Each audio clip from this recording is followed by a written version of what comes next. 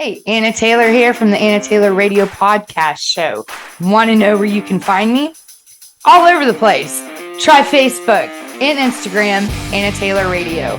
On TikTok, it's the @ Anna Taylor Radio Now. On X, formerly known as Twitter, it's the @ Anna T Radio.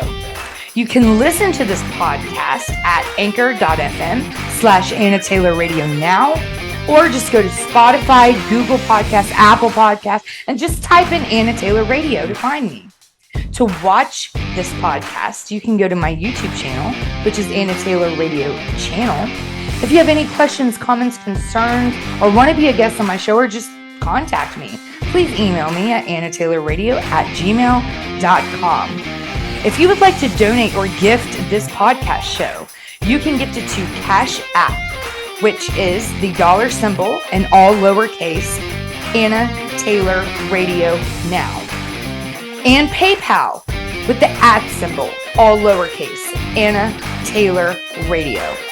I appreciate all your support and everyone who listens or watches this podcast show.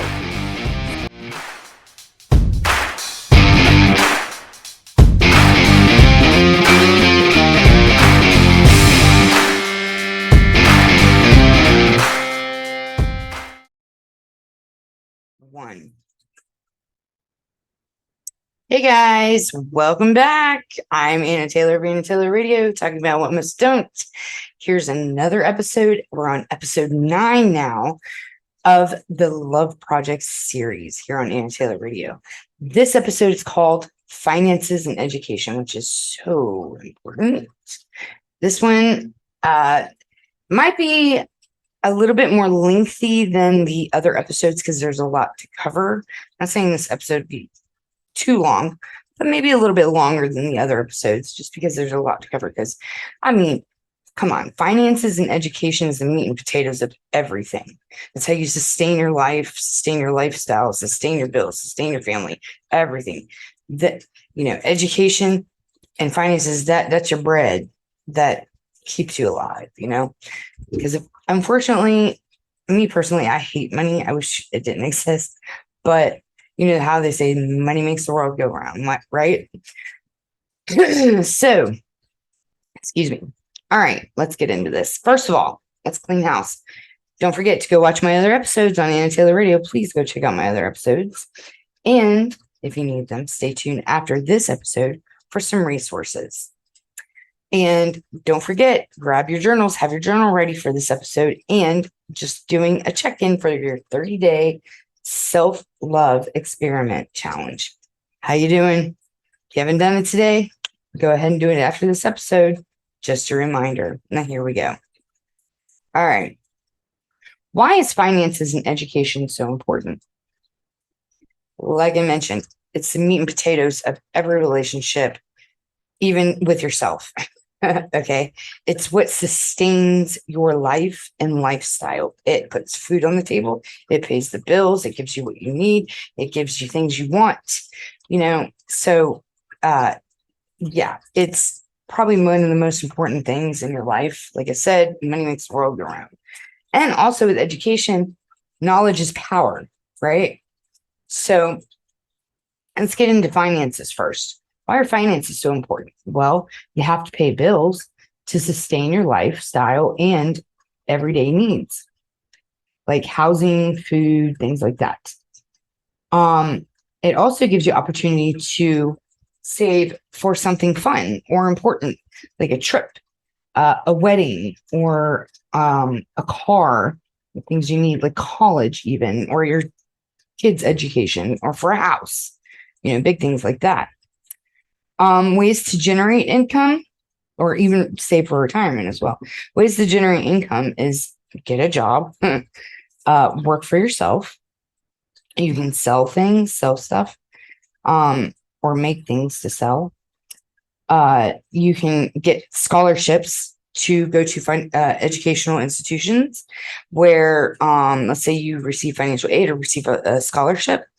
After that, if you are awarded money, after you pay out for the classes and your books and things like that, if there's anything left, usually there is, I know me personally, when I was going to school, every semester, each semester, which was 2 semesters a year, out of my financial aid and scholarships, after my books were paid for and classes and everything, I would get between 400 to 900 and sometimes more dollars each semester. So 400 and 900 or so dollars times two a year. I mean, let's say up to $900. I mean, that's $1,800 extra a year. Okay, it's not like a crap ton of money, but at least it's something, right? At least it's some form of income, right? Another form of income would be, oh, and by the way, just to backtrack, I'm sorry, go back to scholarships. Okay, I do have to explain this. People, okay, don't ever think you can't go to school because you, quote unquote, cannot afford it. Oh, yes, you can. Oh, yes, you can. There are tons of scholarships and grants out there. Okay. You just have to apply to them. I've received several grants and several scholarships, and financial aid versus scholarships versus grants. All three of those are completely different entities. Okay. Financial aid, it is a financial aid. It's through a different funding program, or it is a funding program, but it also aids with helping you with grants, which is a separate entity. And then also with scholarships, these things you have to apply for it. Yes, you have to apply for financial aid. Yes, you have to apply for the grants. But with scholarships are a little bit different when you apply for them. Sometimes you have to write letters as to why you want to receive the scholarship and what you intend on doing with the scholarship money. And, telling whoever is the scholarship holder or grantor, what you're wanting to do in your life. What are you going to school for? What are you going to use this money for? And there's been several times with scholarships and grants and things where I've written letters to the grantors. And I technically did not even qualify for it. Like, for example, like Daughters of Civil War revolutionaries or whatever, Civil War. Basically, it was scholarships for descendants of Civil War soldiers, whether North or South. No one in my family fought in the Civil War. Revolutionary War, yes. World War II, yes. Vietnam, yes. Desert Storm, yes. But not the Civil War. None of my ancestors fought in the Civil War. But guess what? Even though I didn't qualify for that because I'm not a descendant, I still got the scholarship anyway. I applied for the scholarship for, it was like the Daughters of Tobacco Farmers or something like that. Nobody in my ancestry has ever farmed tobacco, period. So technically I didn't qualify, but I sent in a letter and they granted me the scholarship anyway, because it's basically just money sitting there. And sometimes the grantors, they'll have these scholarships available and nobody applies to them because people don't think that people don't know that they're out there. People don't know, what's available. So they don't even apply to them. And this money, for college just sits there, sometimes for years, sometimes for decades. And finally, when somebody finally applies, even if they don't qualify or technically, the grantor's like, shoot, just give it to her, just give it to them. It finally, at least somebody applied, even if they don't qualify, just fuck it. Just give them the school money, But of course, when you got to write a letter, make it legit and nice and neat and, well formed and things like that. And addressed and stuff, addressing the grantor and things. But even if you don't qualify, okay, apply anyway. Also, FYI, if you were ever a ward of any state in the United States of America, I was a ward of the Florida State. I was a Florida State foster care child. However, even though I went to school in Virginia, I still was granted money because I was a foster child. I was a ward of the state. Like, even if you were adopted and were in foster care, state foster care, like CPS or whatever, not a private foster care or a private adoption agency. I'm talking about the state foster care system, or state adoption, whatever. A ward of the state. If you were ever a ward of the state, period. And it don't matter if you were 2 weeks old and a ward of the state for 2 days. You were a ward of the state. It don't matter if you were 5 years old and a ward of the state for 1 day. It don't matter if you were 10 years old and a ward of the state from age 10 to 18. If you were a ward of the state, of the state, of any state in the United States of America at any point in time in your life, for however long, it don't make, even if it was for a second, for a minute, for a month, for years, don't matter. I was in foster care from age 12 to 18. It doesn't matter how long you were in there, even for a second or a minute. If you were a ward of the state, you are guaranteed granted money from the state. Okay. It doesn't matter what state you're in. Like I said, I was a Florida care foster care child, and I was awarded that grant for being a foster care child, awarded state, but the state of Florida, and I was awarded that in the state of Virginia, and I went to school in the state of Virginia with it. So yeah, every single person who was a ward of the state, you are guaranteed 100% college funds. That's guaranteed. Okay.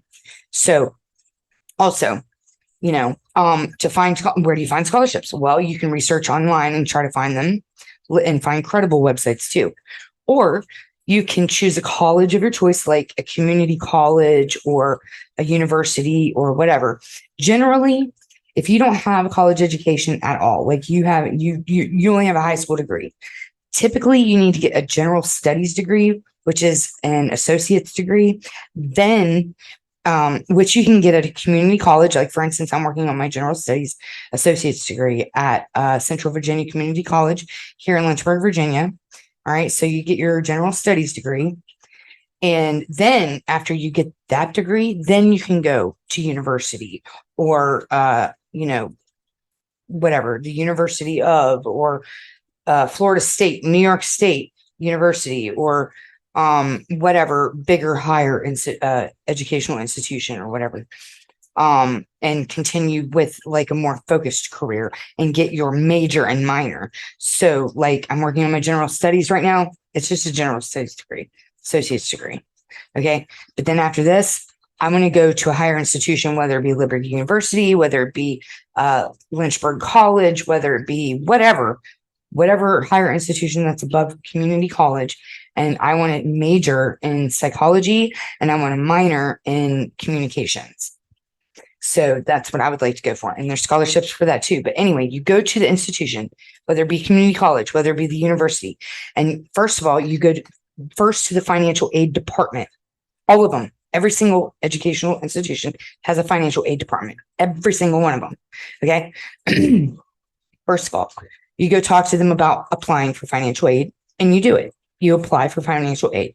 Okay. Which will include grants, not scholarships. Then you ask them, where's the office for the person in charge of helping students with finding a scholarship? They'll direct you to the person and tell you where to go and what office to go to.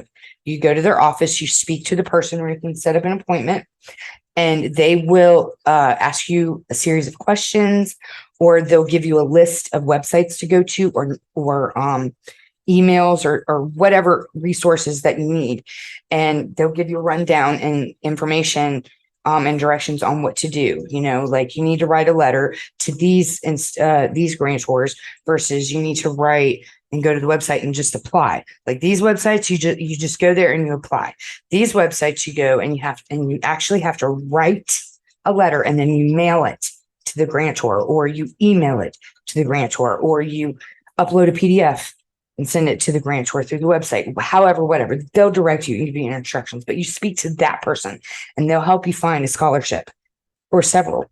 And you can get several scholarships. Okay. You can get 2 to 3 scholarships at one time for one semester and be awarded a lot of money. Okay. To go to school. And then after books and paying for classes and then whatever else you need, you can go to the school bookstore, and let's say you need a laptop. Financial aid and scholarship money covers for you to buy a laptop through the bookstore there at the school. It'll cover a book bag. It'll cover pencils and pens and paper, whatever they have in the bookstore. For the most part, about 95% of the stuff they sell in the bookstore there at the school, your financial aid, grant, and scholarship money will cover it to buy it instead of paying out of pocket. But whatever's left from that, they'll send you in a refund check. It's called a refund check. And then after, so much time during about the middle of the semester is when you'll get your refund check. They'll mail it to you, typically mail it to you. Okay. So that's how you find scholarships, grants, and financial aid money to get education. So I had to go over that real quick with you guys. Like I said, there's a lot of information in this episode. Might run a little bit longer than the others. So, all right, ways to generate income. Continuing. There's monetization. You become a content creator, or a podcaster, or something online that's monetized. You can invest in investments. You can invest into stocks, bonds, and trades, and do trading. Bitcoin. You can do things that like with the stocks, bonds, and trading, things like that. Things that accrue interest through time. You can hit the lottery and win the lottery. I know that sounds silly, but it's possible. Anything's possible, right? And it's a way to generate income.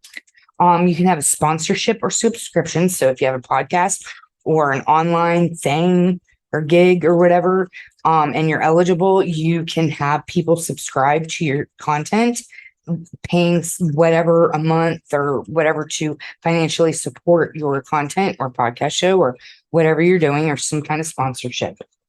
Okay.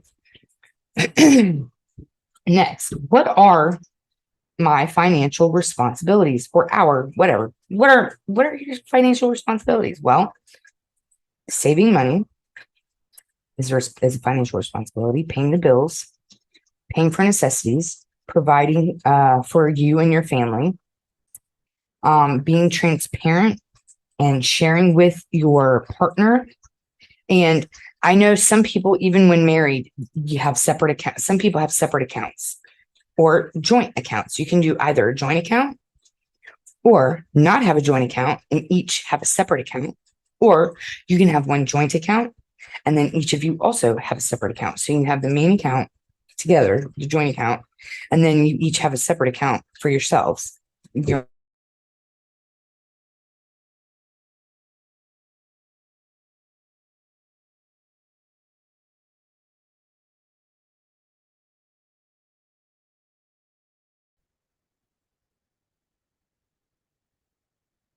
10, 9, 8, 7, 6, 5, 4, 3, 2, 1. Take two. You can have a joint account or not have a joint account and have separate accounts, or have a joint account and separate accounts. Okay. But be transparent and share with your partner. So, even if you're not in a long-term, marriage, even if you're not married, but you're in a long-term relationship. Okay. I'm not talking about people who just got together about a year ago, even maybe 2 years ago, even 3 years ago.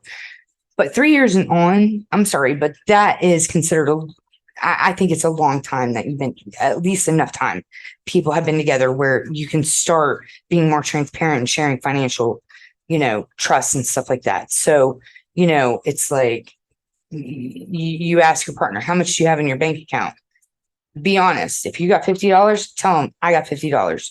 Don't lie and say, oh, I only got 20, or it's none of your business. Or, let's say, and like I said, not all relationships are 50-50. Some are good for them, but some aren't. Sometimes, especially financially, it might be 60-40. It might be 70-30. It might be 80-20. Somebody might have 20% of the finances and the other have 80% of the finances, and the breadwinner, that makes the most income. There might be one person that makes the most income. They might have a bigger, better paycheck versus the other person might have a much substantially lower income, and they may not be able to pay out as much money to bills and financial duties and responsibilities within the home as much as the other person who does make a lot more money. So the person who makes a lot more money will be putting out and paying for more of the bills and necessities and things that you need than the other person. Okay. And sometimes it's like that, So, sometimes one person has a degree and can get one of those great career, or has a career job, and the other person doesn't. Maybe they flip burgers at Burger King, whatever. At least a job's a job. point of a relationship is love. Do not base your relationship solely off of money, please. Money is important, sure, but money does ruin a lot of relationships. A lot of relationships end because of freaking stupid money fights and stuff. Be transparent. And if you're a breadwinner and and you have more income and you're paying out more for bills and your partner isn't, who's to say that they may someday have more income and be able to do 50-50 and match you? Or who's to say that someday they may make more than you and they may put out more for the bills and you don't, or maybe they may never make as much as money as you, whatever. Okay. Don't end the relationship just because you pay more of the bills. Don't put them down because you pay more of the bills. What do you bring to the table? Stuff like that. That's bullshit. Okay. I've had people do that to me. You don't pay as much as I do. Okay. What the fuck? So, now the person who does not pay out as much, I would say it's ideal. You don't have to do it because base your relationship off of love, not money. Okay. And not materialistic bullshit. But it's ideal. It's recommended that the person who does not bring as much money to the table, maybe, do more or other duties that the person who does bring more money do more duties than them. So, like, for example, at a point in time, the relationship I was in, he was making a lot more money, like substantially a lot more money than I was, by a lot. And he was paying a lot more of the bills, but he was complaining about it, belittling me, putting me down about it, reminding me all the time, well, you don't pay as much. What do you bring to the table? And I was sick of that. What do you bring to the table? Bullshit malarkey. Okay. What did I bring to the table? Well, I did everything else. I cleaned the house or kept the house clean for the most part, did most of the cooking. And yeah, I was on low income, benefits like food stamps and stuff like that. And even though you're not supposed to technically share your food stamps with other people, I did. I shared my food. So majority of the groceries came from my pocket, technically taxpayers' pocket, but you know what I mean. It was my benefits. That was my income. And I treated it as such. I was on a budget. Okay. And I shared the food. So I provided food, cleaning, cooking. I took care of him when he was sick. I always had his back. I was the one that filled out the money order for the rent and took it to the landlord. I was the one that, I paid what I could, put out my money and bills, but then, either meshing them together or I would get this bill, he would get that bill, whatever the case, whenever he would give me money for the bills, I was the one that divvied out the money and would actually physically pay the bills, everything, I would pay the electric, even though most of the money was his, or some of it was mine, whatever. I paid the electric physically. I paid the rent physically. I paid the car insurance. I called this place and paid that bill and did that. But, he didn't have the responsibility of doing that. All he had to do was get up, go to work, come home, sit on his ass, watch TV, take a shower, go to bed, wake up, work, come home, sit on his ass, watch TV, take it. All he had to do was just work his job. That's all he did, for the most part. He didn't have all the other responsibilities I did. And also, other things that I contributed to in the home was I rearranged all the furniture periodically and deep cleaned the house, to make it. I made our house a home. I made everything look nice and, for us to enjoy. I'm the one that set up like our surround sound and our electronics that we enjoy and entertainment that we enjoy, and set up all that stuff. Okay. And anything, set up any appointments. If he needed to make an appointment, I did it for him. Or I would even go with him to appointments sometimes. Or let's say he had medical bills he had to pay or something like that. I would call and pay the bill for him, even if it was his money that was paying it. I would call and pay the bill for him. Apparently, because he couldn't do it himself. I don't know. If he needed help to call his anything, he needed, like, I don't know if he just couldn't do shit on his own, like he was a big baby or something, and like he wanted me to play his mommy. I don't know. It's whatever. But because I loved him, I did it. If he needed to inquire or call his medical insurance company to straighten something out, obviously they needed him on the phone to talk to, not me, but I would be the one calling, and straighten it. I did all the logistics. I did all the homemaking. I did everything else. So if anything, okay, bringing to the table, I actually did buy a table and I built it, right? Our dining room table, I actually physically built from the screw up, okay? Every single screw and everything. I put all the chairs together and everything. I had a diagram. I put everything together. So what do you bring to the table? Bullshit. Yeah. What do I bring to the table? Well, not only do I bring shit to the table, but I built it too. So there you go. I was doing everything else to make up for what I wasn't paying out, even though he was still putting me down, belittling me, treating me like shit sometimes even, and bitching about how, oh, I pay out more money. Well, I do everything else, motherfucker. But it's recommended that if you're not the main breadwinner or bring in as much money, it's recommended that you do other things around the house to make up for it, because they are working all day. They're not there to clean the dishes. They're not there to, clean up or whatever.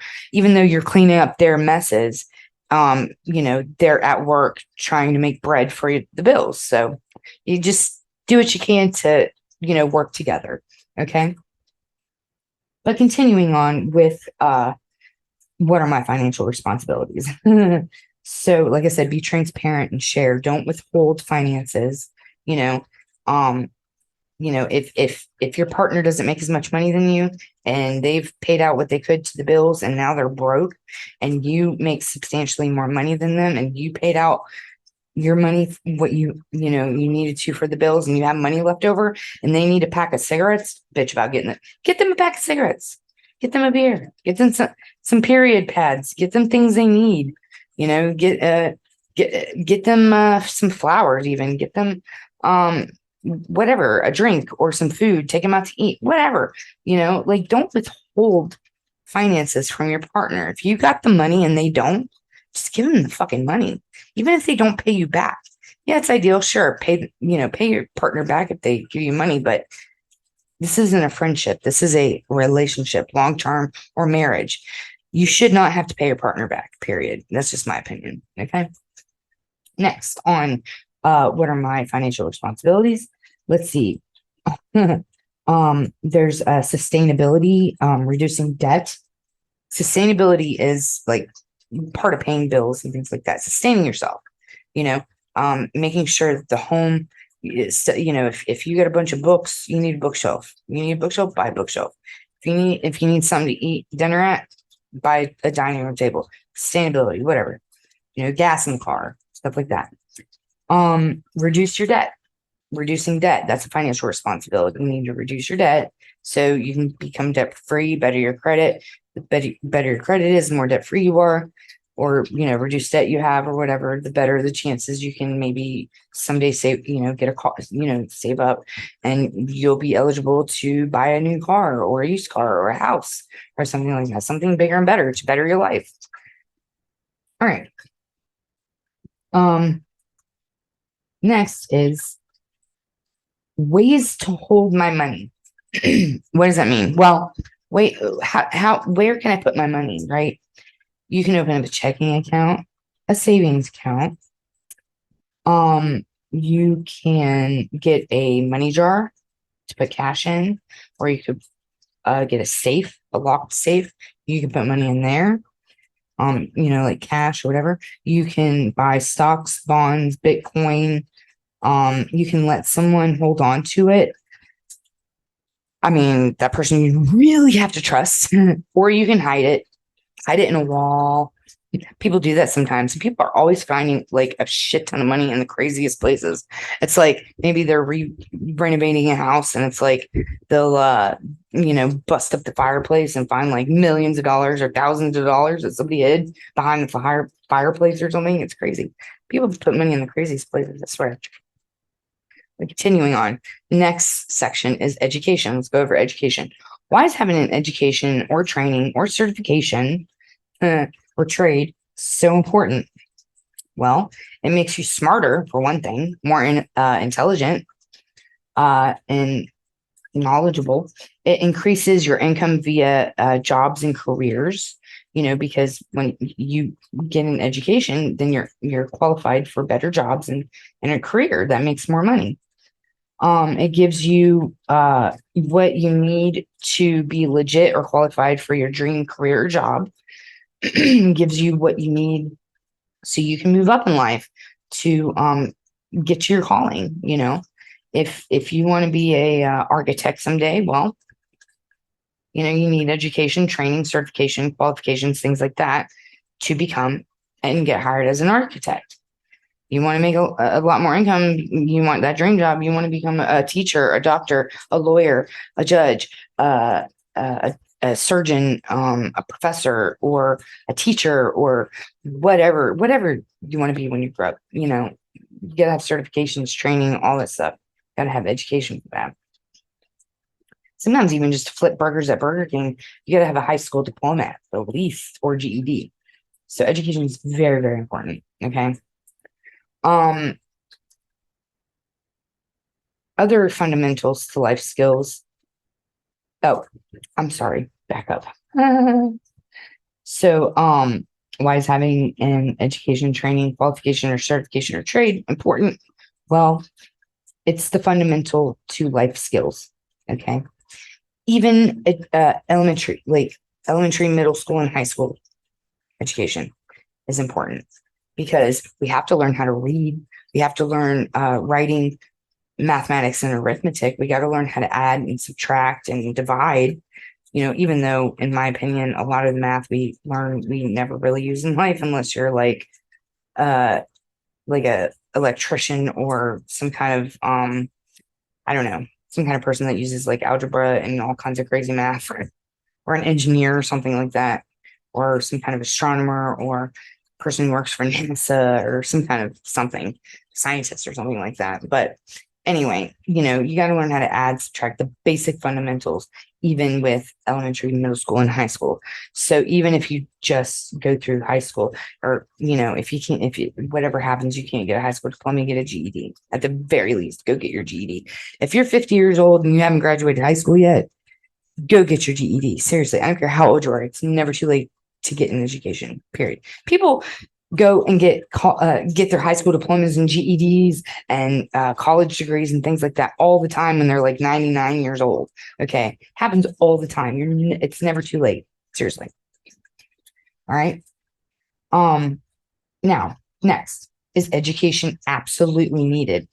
I've heard sometimes, well, you don't really need a degree.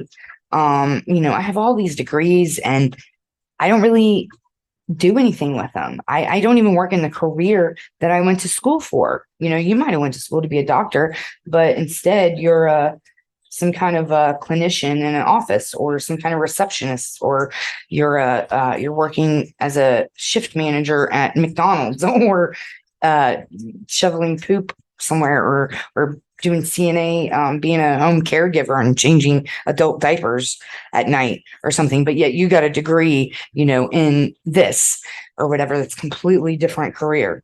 A lot of people do that. They'll go to school for something and then they'll make a career, or get a job in something completely different. Or you get out of school and you get your degree and everything, and then you find a job just to get some income to pay the bills or whatever, because the bread, make some bread, put food on the table, and then you fall into that job sometimes for life or for a very, very long time, never, or later, way later, achieving, going for your career. Meaning you fall into the job and then maybe you get like some kind of a raise or promotion or something like that to management, and you get stuck in that job or whatever, and it's like you get stuck in it for either years or decades or forever, and it's like you never become what you actually went to school for. So what's the point in having a degree? Some people say you don't need a degree. You don't need a degree. You just need experience, or just, whatever. Either way, is education needed? Well, in some ways, yes. Like I said, some ways, no. some jobs or careers you can do by having personal experience. If you have years of experience, that may not be the equivalent to a degree, qualification, certification, but it's up there, kind of up there with that. At least you have experience. Some people who have degrees don't have firsthand experience because they have not worked in that field yet. They've only practiced training in that field. So you might be going to be a surgeon and practice training to be a surgeon, but you never actually experienced being a real life surgeon, right? And then, but let's say you don't have a degree, and this isn't true. You can't just have life experience and become a surgeon. You do have to have a degree and a lot of training and a lot of years of school. This is just a hypothetical example. But let's say you don't have a degree and you have like 20 years experience with operating on people or animals or something like that. It's almost equivalent. Sometimes life experience is more valuable than an actual degree. Sometimes, so just put it out there. Or having quote unquote your foot in the door. However, for most jobs and careers, if you are certified or have a degree or qualification, you do get a higher pay or a higher position. That's true. So you may have your foot in the door. You may have life experience, 50 years experience, or not 50, let's say 20 years experience or 30 years experience in something or something even, you may not get, even though you might get hired for the job, someone who don't have experience at all or a degree won't get hired, but somebody with experience with no degree will get hired or may get hired potentially, but they will not get paid as much as someone who actually has a degree or qualification or certification in that field. If you do, you get paid more, okay, or a higher position. Next, does it cost for education? Sometimes no. Most times for post-secondary college or university, etc., or education, yes. And sometimes a lot of money that could be it could be a lot of money that could put you into debt. One of the biggest debts besides medical debt is that, especially in America, that people have is student debt. Oh my God, from student loans and things like that. Okay. Yes, there are tons of scholarships, tons of grants, tons of financial aid for people who qualify for it or whatever. Even people who do have good income who could pay for their college education can get grants and scholarships as well. But sometimes they don't apply to it or don't know they can, or for whatever reason, but those people can't get financial aid, depending on your income or depending on your age and your parents' income. There's all kinds of stipulations. You got to talk to financial aid office about that. But anyway, for those who do pursue an education and do end up having to pay their bill, to pay a student, to pay off their education, end up in debt. Okay. So yes, you can end up in debt and sometimes spend a lifetime paying down that debt, and maybe even sometimes never able to pay off the debt because it's sometimes literally thousands of dollars. So there's that. However, there are tons, like I mentioned earlier, I'll recap, there are tons of grants, scholarships, and financial aid available, and you just have to apply by website or like going to school and speaking to the financial aid department or talking to the person in charge of helping with scholarships and things like that. And they'll help you with grants and stuff. Okay. Well, that's the end of segment 1. For this episode, we're about to get in segment 2, where you do the work, where we're going to do the learning experience and the exercise. So stay tuned. Here we go. Okay. Welcome to the second segment of this episode, which is where you put in the work. You have a learning experience and your exercise. So remember, have your journals ready. So here we go. We're going to get into the learning experience of episode 9, Finances and Education of the Love Project series. So your learning experience in your journal. I want you to write any and all forms of education that you have. Okay. Even if you don't have a college education, even if you didn't make it past the 4th grade, whatever. If you didn't make it past 4th grade, write down 4th grade education. If you graduated high school, put high school diploma. If you didn't make it past ninth grade, put ninth grade education. If you got a GED, put GED. If you have an associate's degree for general studies from a community, put general studies associate's degree. If you get a degree in psychology, a master's degree, put that down. Put down. And I'm talking like, even if you have a master's degree, let's say hypothetically in communications, write down first your high school diploma. Then next, write down your. I'm assuming you would have a general studies associate's degree. Write that down, and then your next degree in training. And let's say after your general studies and you got your associate's degree, let's say you go to get your master's or something like that, or whatever the next one is, what bachelor's or of science or something like that. Even if you went for whatever classes, maybe you took 2 years of university or college or higher educational institutional, training or whatever, and you didn't get a degree in that. Maybe you switched minor or majors, switched majors or something, or switched whatever. Maybe you're going for communications and switching your major to psychology or vice versa or whatever. And let's say, or for example, let's say you went 2 years to school and didn't even complete that. Or let's say you went to community college and were going for general studies, trying to get going for a degree, associate's degree in general studies. And let's say you only did 3 years, and you had 1 more year to go. You put 3 years of community college for an associate's degree in general studies. You put that. Okay. And you put in parentheses, no degree, 1 year left or 2 semesters left or something like that, whatever education. If you have a certification, write down that certification. If you have a qualification or any kind of training or whatever, put that down. You went for massage therapy, or you have a trade in plumbing or some kind of trade, like, electricians, whatever, put that down. Put every single bit of training, educational training you have down, period. Okay. Put down your high school diploma or GED education. If you don't even have that, just put whatever year that you left high school. If you left high school in 10th grade, put 10th grade education, whatever. Put that down. I want you to write that down. Okay. Whether public, private, school, college, whatever, any degrees, certifications, whatever. And if you don't have anything, if you have any life experience, maybe you never even went to school, or maybe you have homeschooling, put that down. Or let's say you never went to school, but you have life experience. I have 15 years or 5 years or 10 years life experience in working with horses, or I have 20 years working with youth, or I have 15 years working with mowing grass, or doing, which would be considered landscaping work or something like that, whatever, any kind of life experience even. Okay. Any kind of training. Next. All right. What do you want to be when you grow up?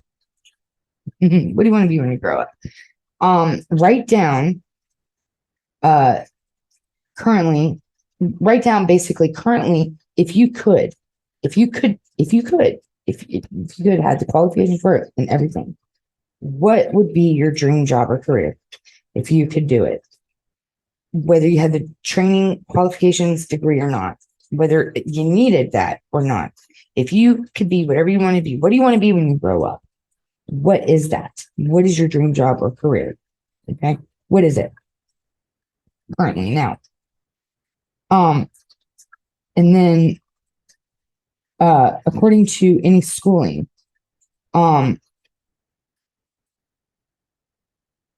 besides what you wrote down as to what type, you wrote down your education. You wrote down that you went, how long and what for, what degree you got or certifications you got. Okay. Next, you write down currently, what do you want to be when you grow up? What's your dream job or career? Okay. If you could do it, don't say, well, I don't have to call it. No. What do you want to be when you grow up? Write that down. That's the second one that you write down. And thirdly, according to your schooling, okay, what you went to school for, whatever, even if you have a GED, whatever. what would if you went to like I can't read my handwriting. If you could go to school for whatever, what would you go for? Okay. What and where, or whatever you would go for. As a child, what did you, and then as a child, okay, I'm sorry, I'm getting confused here.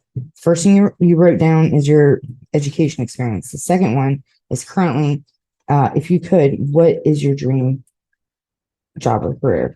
And then according to your schooling, what or where would you want to go? If you don't have a degree or certification or a trade, certified in a trade or qualified in trade, what certification, qualification, degree would you want? This is the third thing you're writing down. What certification, qualification, or degree or whatever would you want, and where would you want to go? Two pieces. What degree would you want? And where would you want? What college or educational institution would you want to go to? Community college, whatever university, whatever state university, or whatever state, like Florida State or University of, or Ole Miss, or whatever educational institution. What degree, certification, whatever it's called, whatever degree, associate's degree, bachelor's, master's in what and where.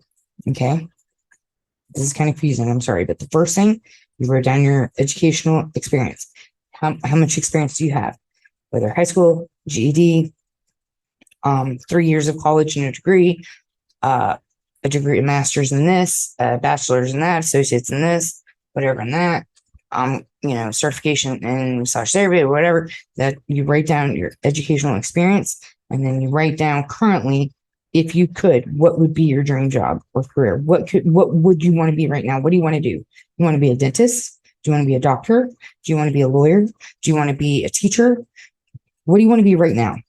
Then thirdly, in two parts on the third one and two, or A and B under number 3, is according to your schooling, what degree, qualification, or certification, whatever it's called, do you want? Okay.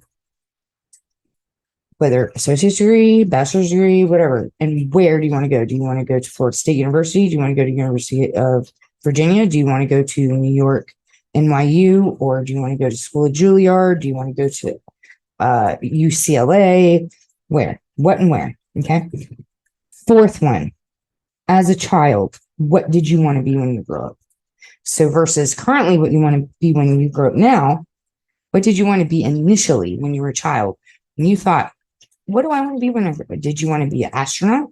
Did you want to be a basketball player? Did you want to be somebody famous? Did you want to be just rich? Did you want to be a teacher? Did you want to be a bus driver? Did you want to be a counselor or a therapist? What did you want to be when you wanted to grow up initially as a child? Do you remember? If you remember, write that down. So there's 4 parts. And on number 3, it's A and B. What degree and where do you want to go? Under number 3. So there's 4 parts, but under number 3, there's A and B. What and when. Okay. Now, if that's confusing, rewind it, listen to it again. Next, under your current aspiration, okay, which is what you want to do right now. Currently, what's your dream job or career? Do you want to be a dentist? Do you want to be a teacher? Do you want to be a doctor? Do you want to be a lawyer? What? Write down 3 things under your current dream job that you wrote down, okay, which was under number 2 out of the 4 things. Number 2 is the current dream job. Under that, write 3 things that you can do to achieve you getting that job or career. What is 3 things you can achieve or need to do to get that job and career? Do you need to get a certification? Do you need to go to school and get a degree? Do you need to finish your general studies and get your associate's degree? Like, do you need to go back to school and finish your associate's degree so you can move on to your higher education, get your bachelor's, master's, and so forth, and whatever else degrees out there, to get your major or minor and stuff like that? Do you need to go back and finish 2 years of college? Whatever, right? 3 things you need to achieve. Okay. You need to apply for financial aid to go to school. What is the 3 things you need to do? Do you need to train to be a CNA to get your certification? Do you need to call and inquire to a CNA, a certified nursing assistant? Basically, your home caregiver. You go to people's homes or places and things like that, and you take care of elderly people, sick people, disabled people, stuff like that. Sometimes you clean their butts, bathe them, feed them, clean after, whatever. Some people are just so despondent that they need everything done for them. But it's a lot of lifting and stuff sometimes. But let's say hypothetically for a CNA, do you need to call a company? Do you need to find and do you need to research and find a company to call and inquire and ask about? That down. Find a company and call and inquire. 2, once you inquire, start training or get financial aid could be number 2. And then 3, start training. That could be the 3 things. Okay. Whatever 3 things you need to do to achieve your goal of becoming what you want to be currently. Okay. Next, write 3 things that you think is holding you back from that dream job. So 3 things you can achieve, you need to do to achieve getting your dream job. And then 3 things separately that you think is holding you back. Is it finances? Is it no transportation to get to the school to even go to school? Is it you don't have the time because you're so consumed with maybe family or work or raising kids? Maybe you're a single parent. Is it time consumption? Is it you need your GED to go train or whatever? What's holding you back? What are your top 3 or 3? What are 3 obstacles in your way that you think is holding you back? Okay, so 3 things you need to achieve that you need to do to achieve getting it. 3 things that you think are holding you back. Okay, or are holding you back. And or including with holding you back, do you need to pay off student debt? Let's say, for example, you can't go to school because you have student debt that went into deferment. And let's say you have to pay a certain amount or pay however so much monthly for like 6 months. And then after 6 months, they lift the deferment. And then you can apply for financial aid again and be eligible for financial aid and receive scholarships, grants, and funds, things like that. And then see, with student debt, FYI, as long as you're going to school, as long as you're enrolled somewhere, you do not have to pay on your student debt. But once you finish, okay, whether you get your degree or not, or drop out, or whatever the case, leave and don't get your degree, or even if you do get your degree, however much time after that is when you have to start paying on your student debt. But as long as you're enrolled, you do not have to pay on student debt. Heads up on that. Did y'all know that?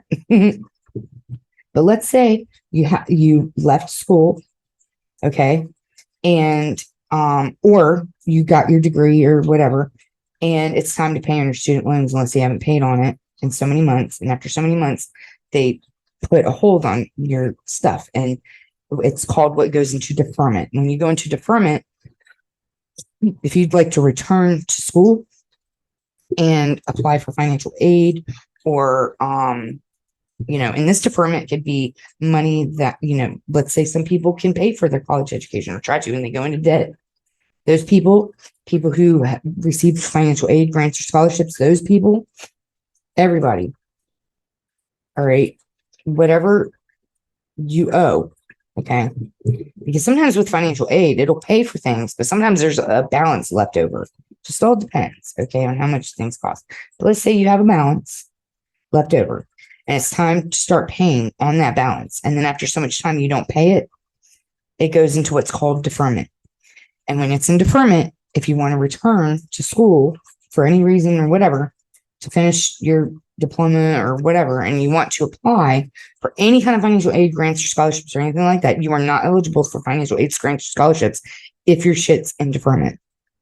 But if you call the grantor or the lender of whatever from the balance, whoever owns that balance, the creditor or the debtor or whatever, you call them and you make an agreement to pay, let's say, $25 a month. And then after 6 months or a year or whatever the agreement is, they'll lift the deferment. And then that will open you up to be able to go back and apply for grant scholarships and financial aid and receive those funds again.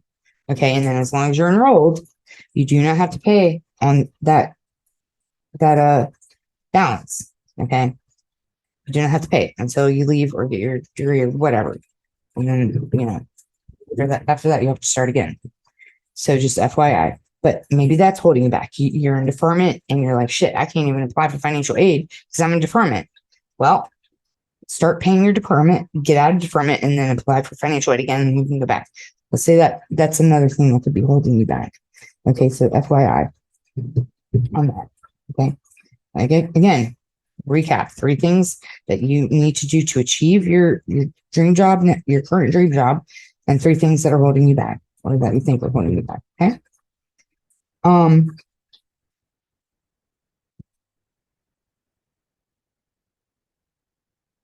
So basically, things you can do.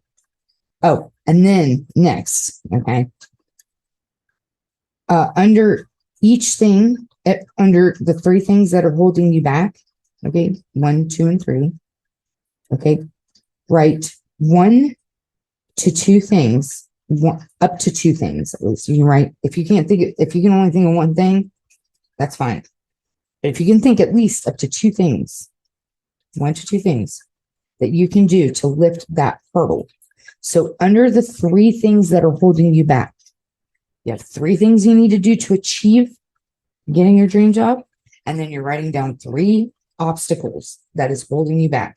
And under those 3 obstacles, 1, 2, 3, write up to 2 under 1 obstacle, and up to 2 under obstacle number 2, and up to 2 things under obstacle number 3 that you can do to lift the hurdle. Like I said again, recap.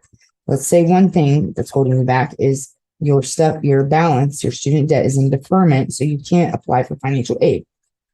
Well, 1 thing you can do to lift that hurdle, okay, is to start paying on that deferment, that balance, and then lift the deferment so you can be eligible to receive and apply and receive financial aid again.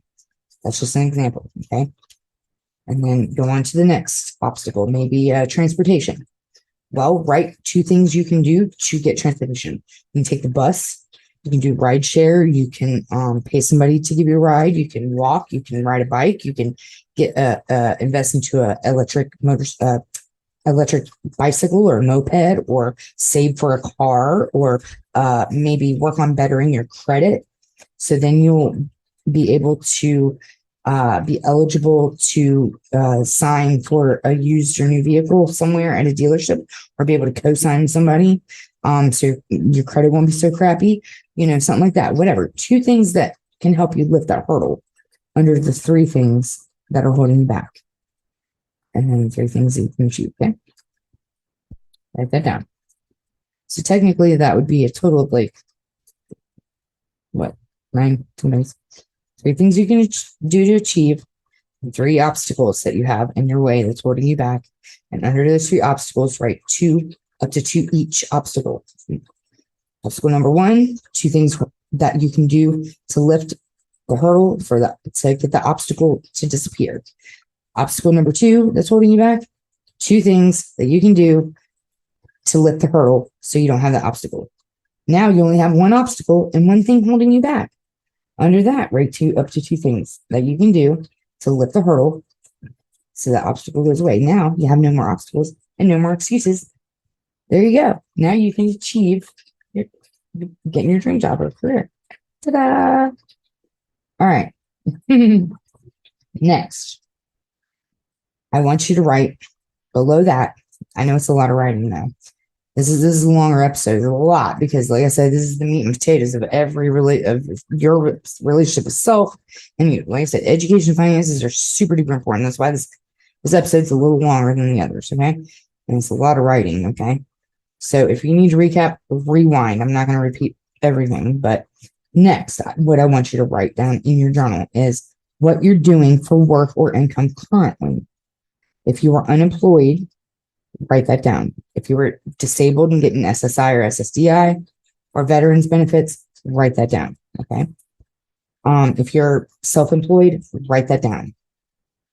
For working under the table, write whatever work you're doing, like maybe you're babysitting, income under table, because it's not counted as taxes. Or if you have a legitimate job, maybe you're working at McDonald's, maybe you're working at the hospital, maybe you're working as a receptionist, maybe you're working as a teacher's assistant, maybe you're working in the cafeteria at the local school, whatever. You're a librarian assistant or a librarian, or maybe you're a police officer, or maybe you're a radio personality, or maybe you are a productions assistant at a television news station. Whatever you do, what's your job? What are you doing right now for income? What is your job? And what is your income? Both. What are you doing for work, for income right now? And beside that, write what your income is monthly. So if you get paid weekly, times that by 4. If you get paid bi-weekly, times that by 2. If you get paid monthly, just write down monthly. You get $200 a week, that's $800, right? $800 for the month. What's your income for each month? What are you doing for work? McDonald's, police officer, teacher's assistant. And then besides that, what's your income for the month? Okay.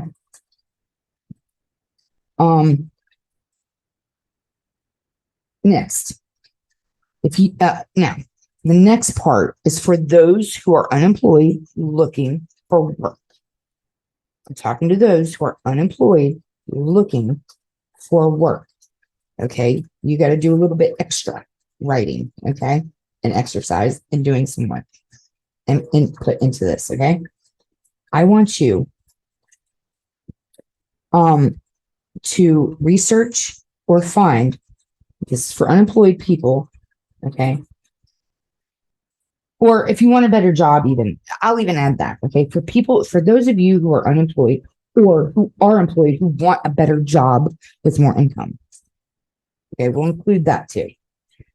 If you don't have a job and you're looking for a job, or if you have a job and want a better job with more income, research and find 3 jobs, write it down, that you would like to work at. You can look on Indeed.com. You can look in the newspaper. You can look at Now Hiring. It's not whatever, wherever. So many places you can find legitimate. There's a lot of places that are fake job, fake listings. Don't, you go to credible resources like Indeed.com or Glassdoor, the newspaper, Now Hiring signs, inquire in there, get an application. Sometimes you got to fly online, whatever.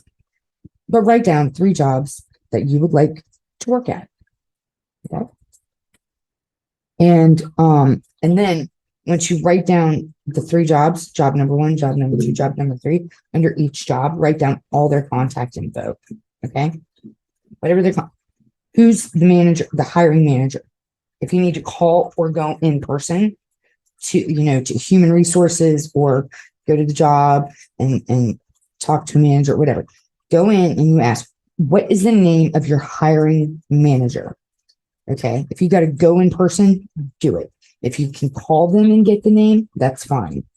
Or if it's online, that's fine. If you got to go to human resources department, that's fine. Whatever you got to do to get the name of the hiring manager or the hiring person or the person who hires and fires. Okay. Write down your 3 jobs that you would like to work at or you're interested or would want to work at. And under that, write who the hiring person is. Write down the address of the establishment. Write down the phone number of the establishment. Write down any website. If you got to apply online, write the website where you apply. And if it's a separate website, if you got to go to whatever.com and then click apply and it goes to another page or something like that, write down the actual website And then if you have to click to apply, write in parentheses, click to apply, whatever the website is. Okay.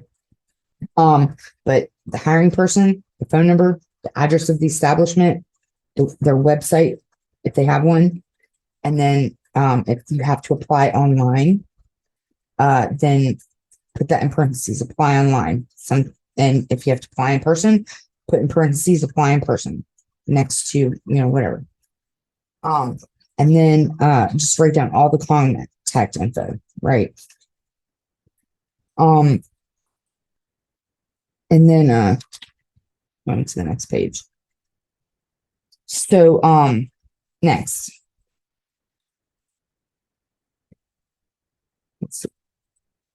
Yes. I think next is exercise. I think that was it for the learning experience. Yes. So yeah, find the 3 jobs you like to work at and write down its contact info.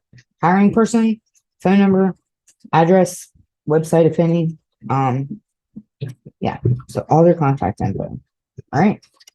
That's the end of the learning experience. Now let's get into the exercise. I know this is a lot. This is a lot for this episode, but like I said, it's meat and potatoes of every relationship, even with yourself.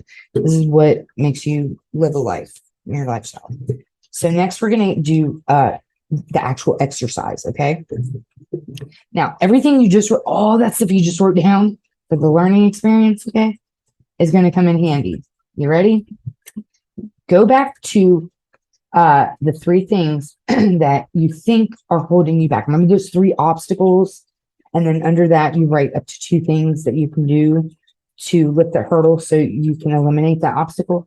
Go back to those 3 obstacles, those 3 things that you think are holding you back, and whatever you wrote down, whatever up to 2 things that you wrote down that you can do to lift that hurdle to eliminate that obstacle. Within the next, you have 2 weeks to do this. Okay, and no more. Like I said, you got to put in the work for this to work. If you're doing a series, okay, and you're following the series, okay, in order for all this stuff to work, in order for you to see change or things to get better, you have to put in the work. You have to dedicate yourself to this. Okay, no bullshit, no excuses. Period. Okay, you have 2 weeks. 2 weeks. Okay. Within the next 2 weeks, whatever up to 2 things that you wrote under each obstacle, if it's call or go in and pick up an application, then drop off, fill it out and drop off application. With obstacle number 2 is transportation. Take the city bus or better my credit to be eligible to get a vehicle.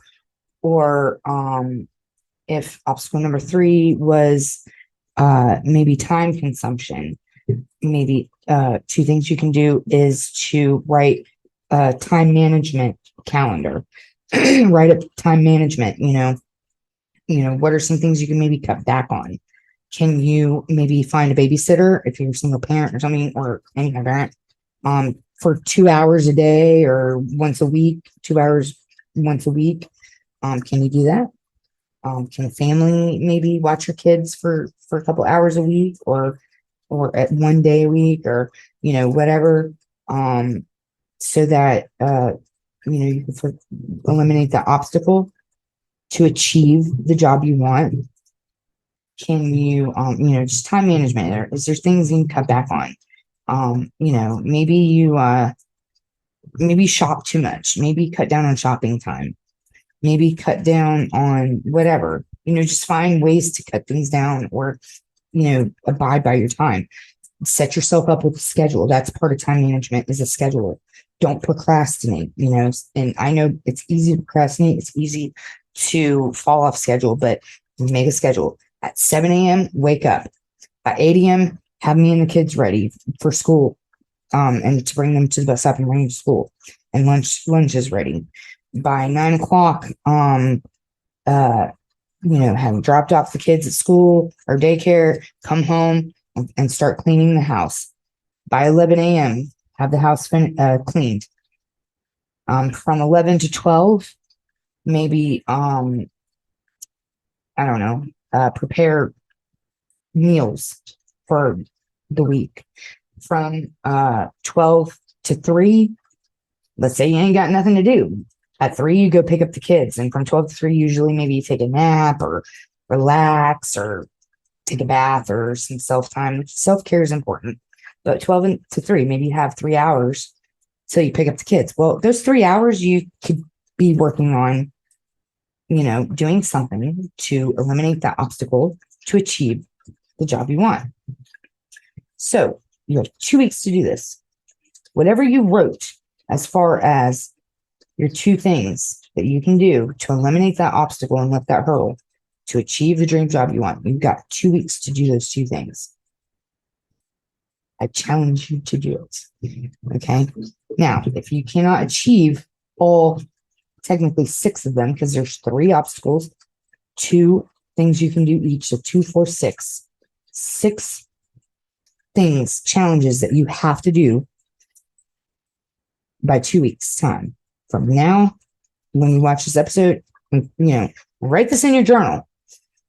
Write the date of whatever date you are listening to this or watching this, and then write your end date. So from whatever today's date is, write in 2 weeks, whatever that date is, you have from today's date till that date in 2 weeks to do these technically 6 challenges or whatever, 1 to 2 things that you could do. If you only wrote down 1 thing under obstacle number 1 and 2 things under obstacle number 2 and 1 thing, 1 thing that you can do under obstacle number 3, that would technically be 4 things you can do to eliminate those obstacles.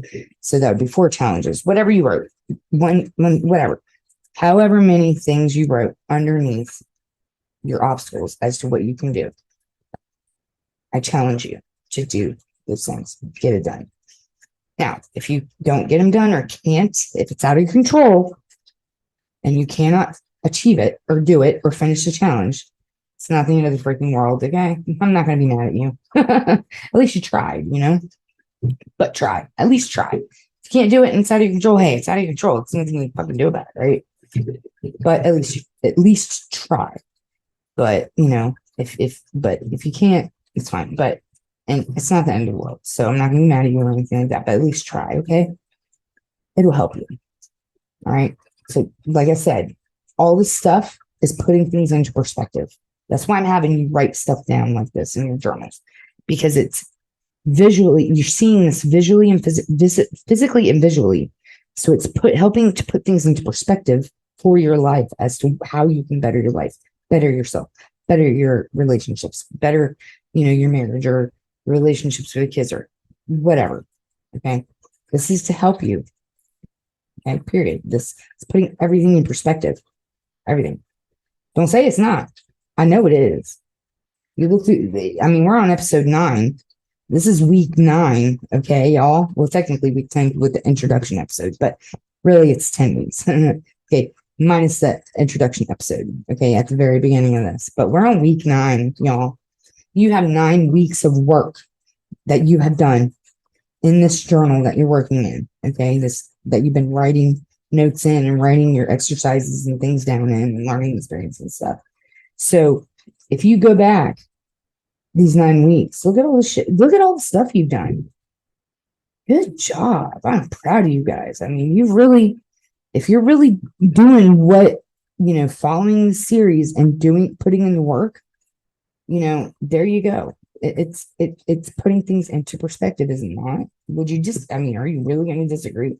You can if you want to, but agree to disagree, but I would say agree because really, I think it helps. So moving on. Now, like I said, you have up to 2 weeks to do that. And also, as you complete these challenges, or even if you don't, keep a record in your journal of these challenges. So if you go to work on challenge number 1, the one thing you can do, the first thing you can do to lift the hurdle to eliminate that first obstacle, write down the date and what you did to achieve, finishing that challenge, lifting the hurdle to achieve, eliminate the obstacle. Then when you work on the second one, if you have a second one under that obstacle, write down the date and what you did. and the outcome. Okay. So write down, when you go to work on these challenges, write down the date, write down what it is that you wrote down that you can do to eliminate the obstacle. Write down what you did to do that challenge to eliminate the obstacle, and then write down the outcome. It's pretty much 4 things. Okay. And document it, each one. Like I said, it's putting things into perspective. I know it's a lot of writing. Okay. It's a lot. It's not really a lot of work. Okay. I promise you that. I know we have life. We have kids. We have dinner to make. We have jobs to go to. We have so much things consume our lives. Okay. But really, I mean, it just takes a few moments to do this stuff. I promise you. You just stay on top of it. Don't test me. I promise you to help you. Okay. Just try. But document all this stuff in your journal, every progress. Okay. Now, next, go to your 3 things that you can do to achieve getting your dream job career. Remember all right, so we went over the 3 obstacles and 2 things that you can do to eliminate those obstacles. Now go back to the 3 things that you wrote down that you can do to achieve your goal of getting your dream job or career. Is it going to community college and finishing your associate's degree in general studies? Is it finishing your degree in this, or going back to school, or applying for financial aid when you go back to school? Is it whatever the 3 things that you wrote down that you can do to achieve, not the obstacles, but things you can do to achieve to get your current dream job or dream career. Go to those 3 things. Okay. Now, you have 3 weeks to do this one.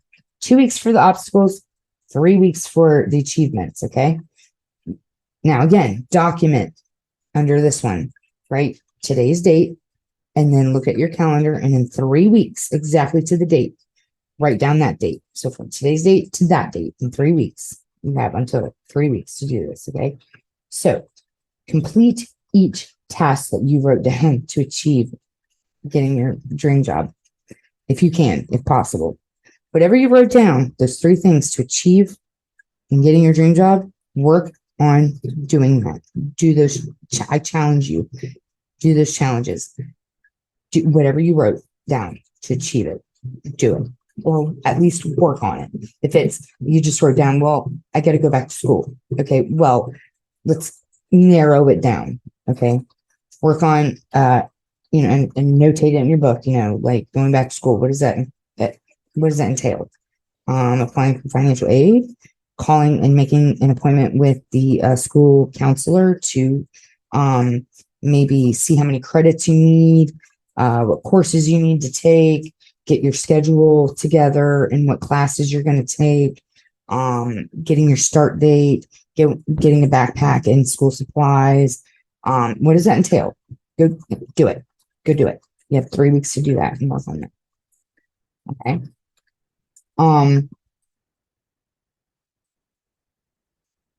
And like I said, you can go to school, talk to the person who does the scholarships, sort of scholarships, apply for. So, okay, next. Oh, wait, that was a example. Yeah. An example, like I said, of one of the things you can do to achieve is to call the school and set an appointment with the school counselor, and then go to the financial aid office at the school and inquire about how to apply. And then you can go to the school and talk to the person who does scholarships and grants and apply for scholarships, at least 3 online. So let's say you want to go to school and you need to talk to scholarship people or whatever. Once you do that, I want you to apply to 3 scholarships. Okay. Keep documentation of your progress. I know it's a lot of writing and a lot of challenges. You have 3 weeks to do this. Okay. Complete each task. All right. And if one of your tasks is going back, you wrote down, go back to school, narrow it down and what that entails. And I'm sure Part of it's probably financial aid and scholarships. Talk to scholarship people. If it entails applying for scholarships, this isn't a bonus challenge that you need to do. I want you to apply to 3 scholarships. If you have to write a letter, fill out an application, do it. That's 1. If you got to write a letter and apply, that's 2 scholarships. Write a letter and apply, that's 3. Boom, you're done. Document all your progress in your journal, please. If this sounds confusing and you're like, what all do I have to do? Rewind it, write everything down in your journal, write down everything you have to do, and write it nice and neat and organized. Okay. Right. Number 1, she said to write down 3 things, and then under that, do as I, asked you to do. Number 2, she said to write down 3 obstacles or da da da da da. And then under that, write 2 things you could do to eliminate those obstacles. Under that instruction, write the 3 obstacles and then write what I told you to write. And then number 3, go down the list. Make your journal as organized as possible so you don't get so confused. Document and progress everything. Okay. Next. Now again, you have 2 weeks to do this challenge. Okay. A lot of this is a big episode here. I'm telling you, this is probably the biggest one. Okay. But it's going to help you a lot. I promise. Okay. Now, if you already have a resume and it's a great resume, don't worry about it. Okay. But if you have no resume or need to improve your resume, you have 2 weeks. Remember, write down today's date. Look on your calendar. What's the date in 2 weeks? And exactly 2 weeks. Write down that date. You have from today's date to that date in 2 weeks. What's 2 weeks? To either update your resume or make a better one or create a resume entirely altogether. If you need help, okay, there are resources typically in every city or county in the United States, at least, that have programs or places or people that will help you with your resume. You can even go to a local college and ask them if they have a department or student volunteers or something like that, people that can help you with your resume. If you do not know how to do it or don't know exactly how to format it and things like that, you want a good, nice, legitimate, credible resume. Okay. You want a resume that will actually get you the job, because I'm telling you, employers get so many resumes and they look at they'll take 100 resumes and just throw them away. Okay. They may get 200 resumes that day and they'll throw every single one away. Or they may get 50 resumes and only pick 2 out of the 50 and throw all the rest away. You want your resume to stand out, but you don't want it too, flamboyant either. You don't want, pictures and flowers or this pretty fonts and pretty paper, or colored paper. No, white paper, basic fonts and things like that. Yeah. But you want to make it sound good, look good, and you want it to appease and get the attention of the employer, because I'm telling you, this is what they do. Some of these resumes, like literally, it has to catch their eye. And it may be a good resume, but it won't catch, they'll be like, next, next, next. And they'll just throw them all away. It's got to catch their eye. Okay. And like I said, if you don't know how to make a resume, because you have to have you got to write down your name, your address, your phone number. You got to write down your pretty much mission statement and what you're looking to do. Basically, you're looking to work a job in whatever and why. Why are you wanting to work that job, or field?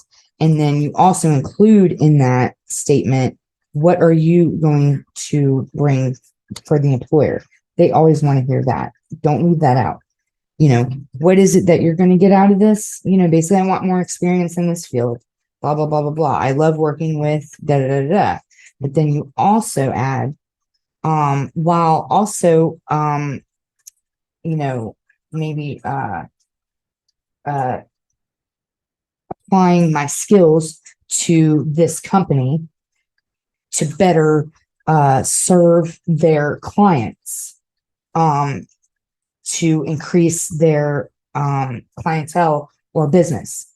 They want to hear that because it betters their business. It gets them more money, and income for their business. It gives them more business, right? So what can you bring to the table for them? What is it you can do for that business, for that employer, for them? They want to hear that. So it's like two parts. You got to you got to put down your experience. Then next you put down your your education. You write down your education. I'm sorry. Not write down, but you type. It has to be typed up. The resume always has to be typed. Do not write it out. Type it up. So next is your education, and then next to that is your experience. So your past jobs. You can go up to 10 years or whatever. It's preferable you go back about 10 years, but if it's like you had 100 jobs within the last 10 years, don't, no.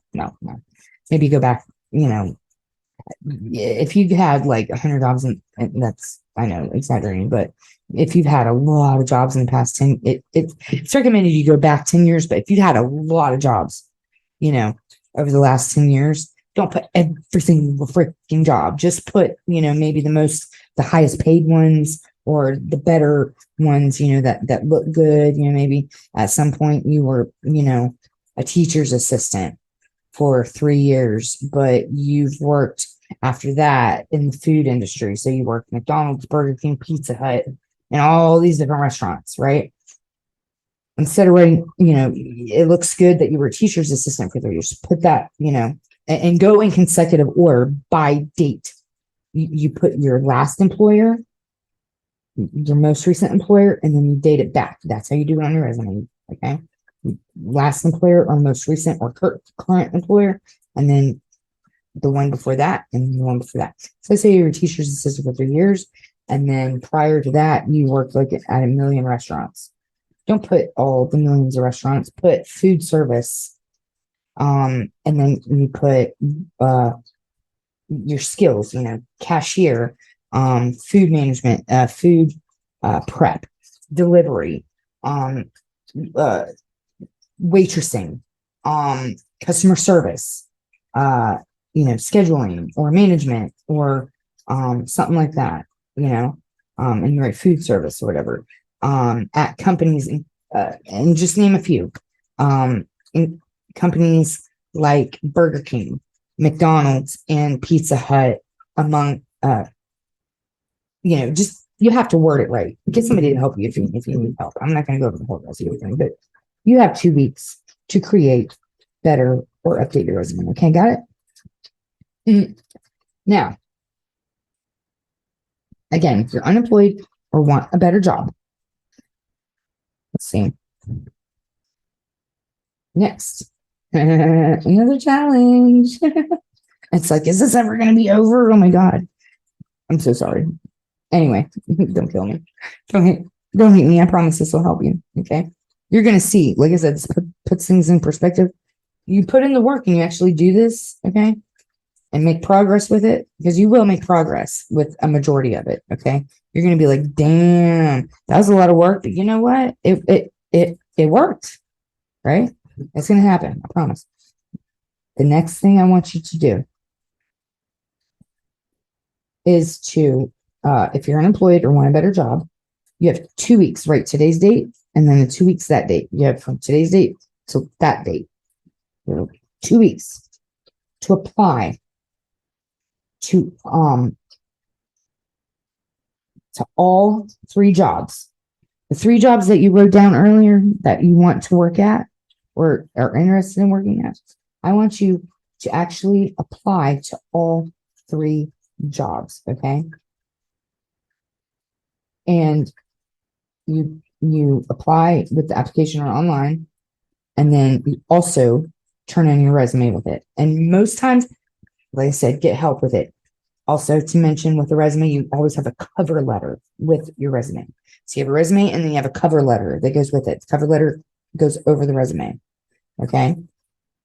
Research the stuff. If you don't know what a cover letter is, look it up. Or research and look up online how to create a resume. Or examples of resume templates or resume formats. Research it. Look up how to make a resume if you want to do it yourself, or get help. Okay. I'm not going to go into all that.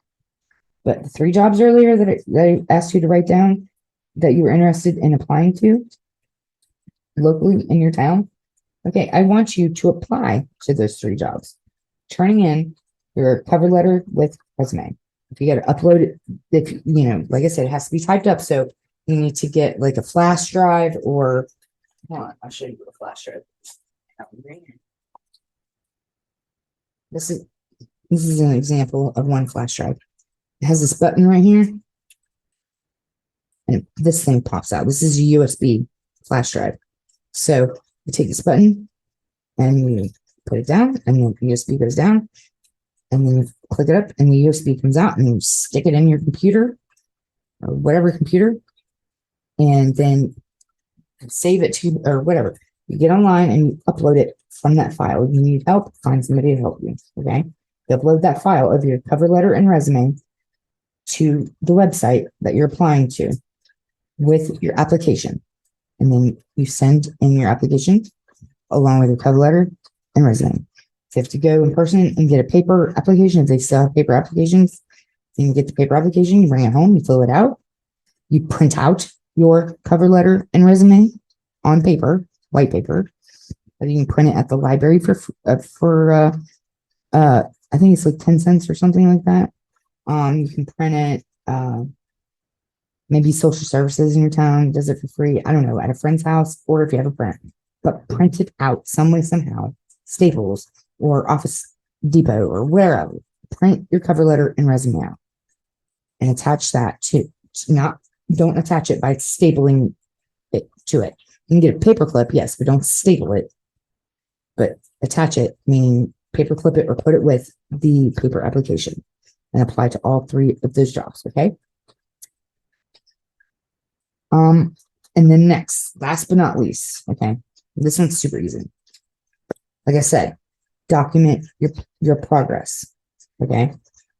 Under, once you apply to those 3 jobs and you document your process in your journal, I want you to write kind of like a table of sorts, okay? Write down application, applied, 1 week follow-up, then callback. You can do it like this, or on your paper, you can do this, and then right under that column, your updates and progress, and under this column, or you can go this, and this on your paper, and then, write your progress and stuff and updates this way, and this way, however you want to do it.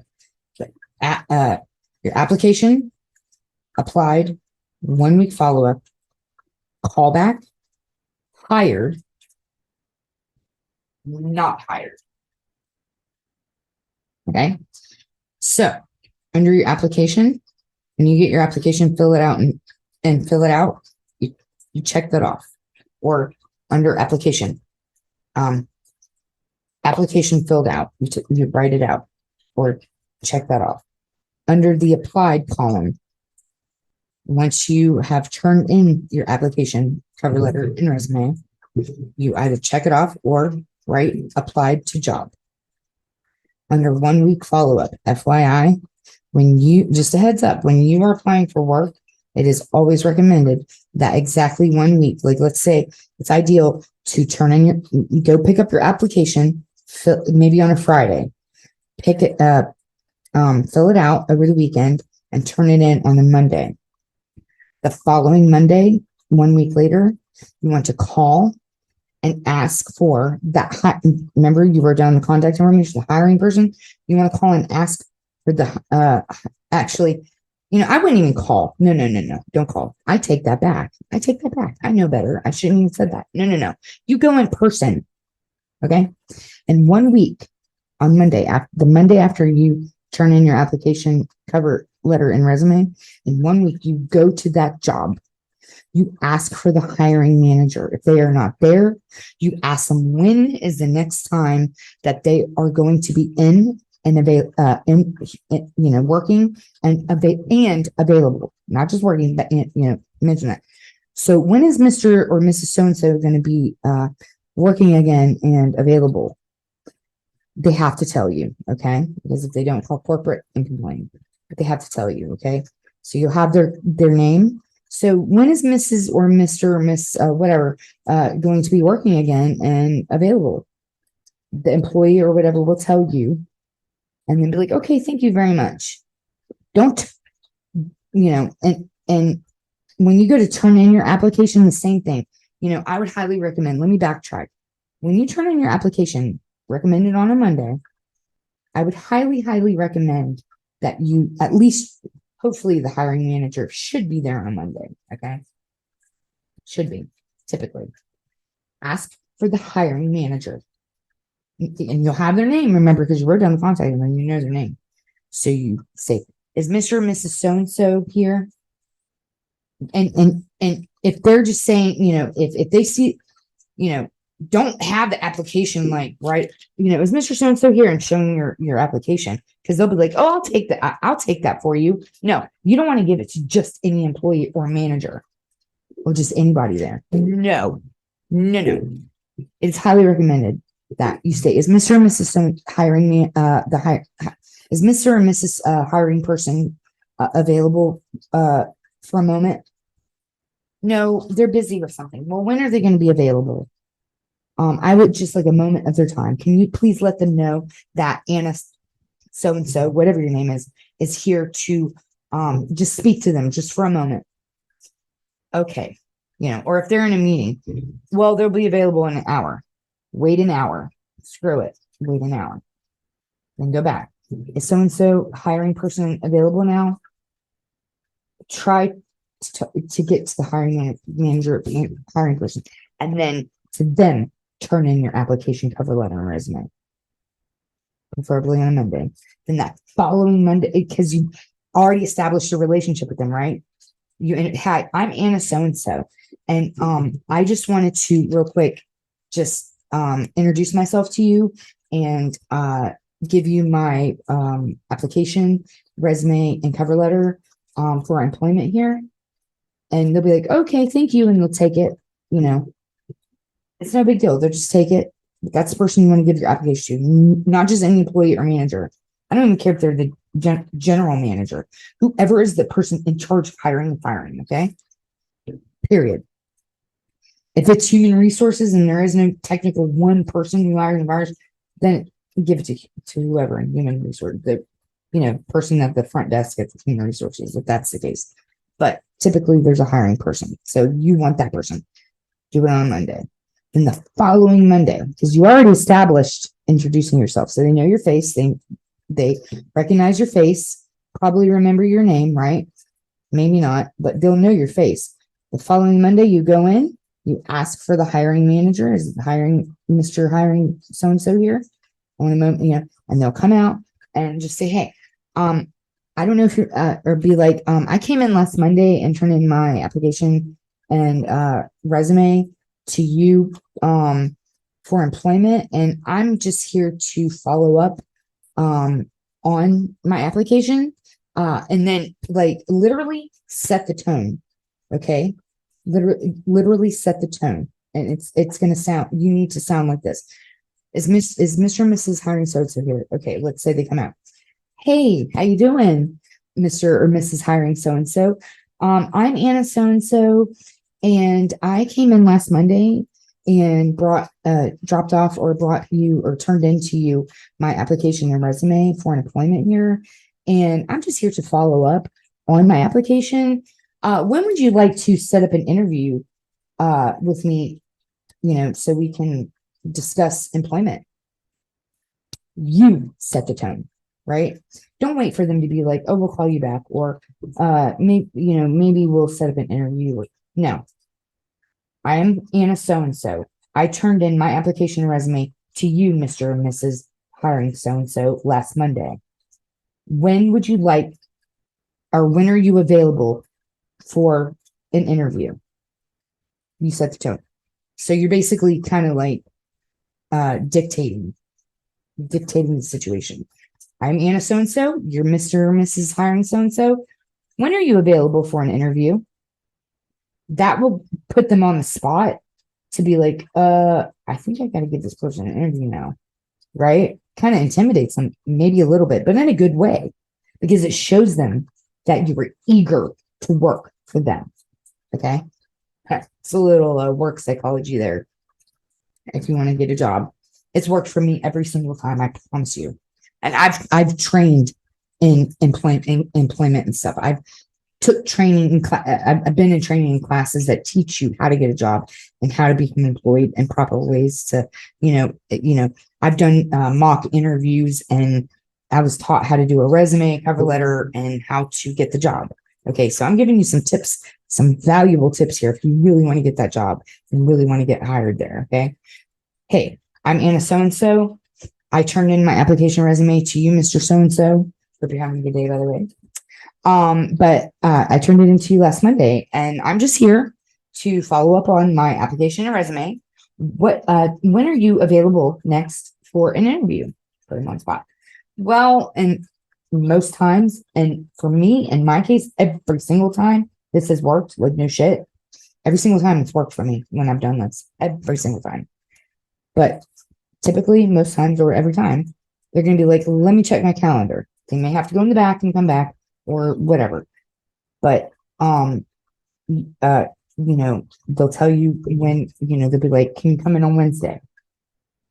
Yes, I can. Can we do it at 1:00? If they're like, no, how about after 3? Okay, how about 4:00? You dictate the situation, well, I'm not available at 3. Well, can we do it at 4? Yes, okay. And then you're coming up with a deal or an agreement.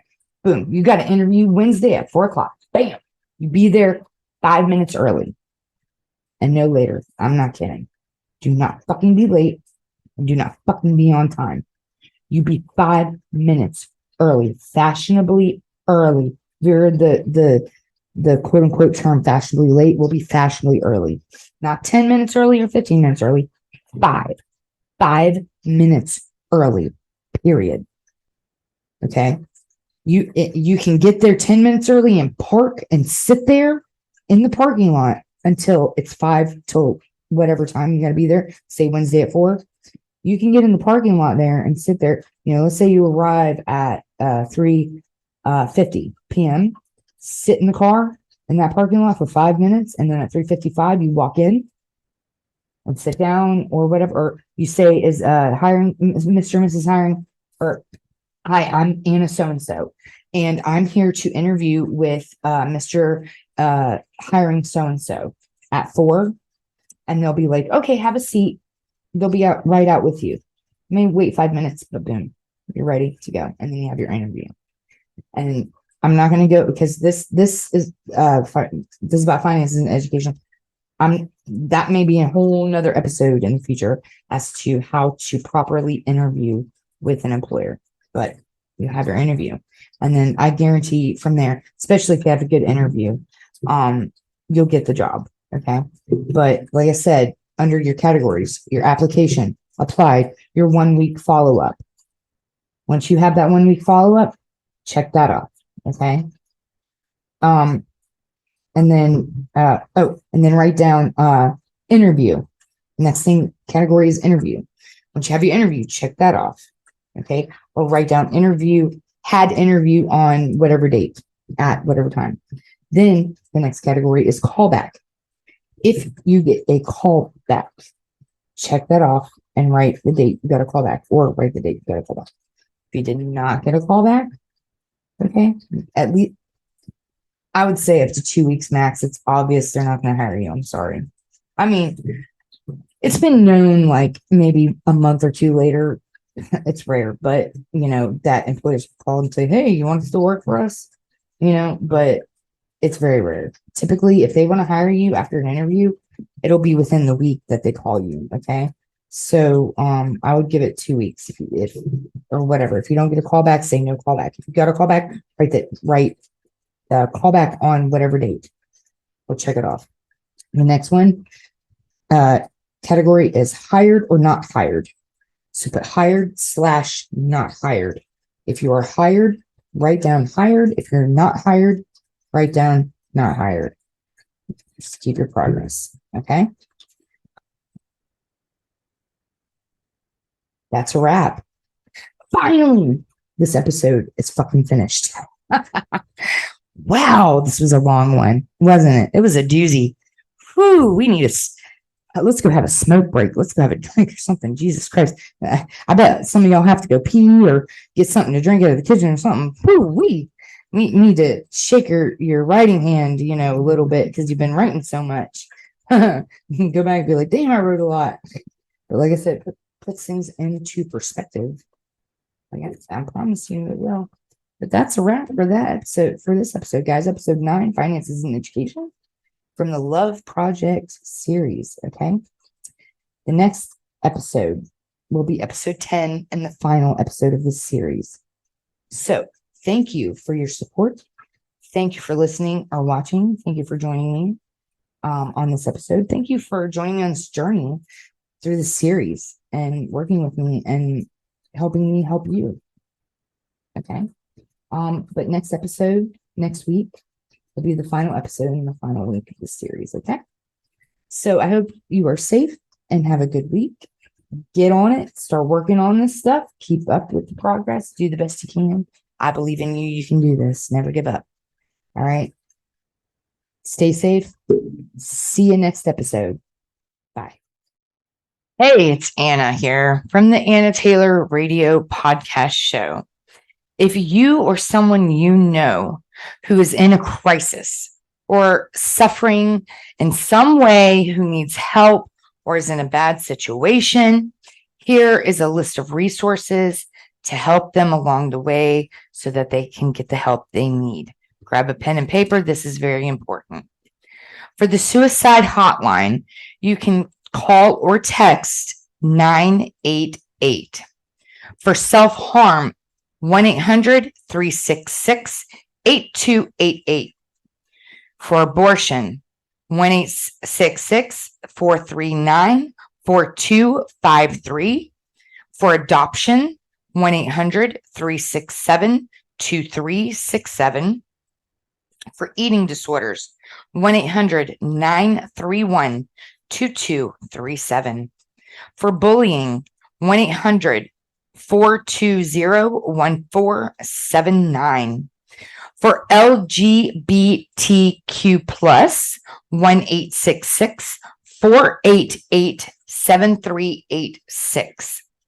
For sexual assault, 1-800-656-4673. For domestic violence, 1-800-799-7233. For pregnancy and infant and child loss, 1-800-944-4773. For grief, 1-800-445-4808. And for mental health, 1-800-950-6264. And if you're in a crisis or an emergency situation, I highly recommend that you call 911. Be safe.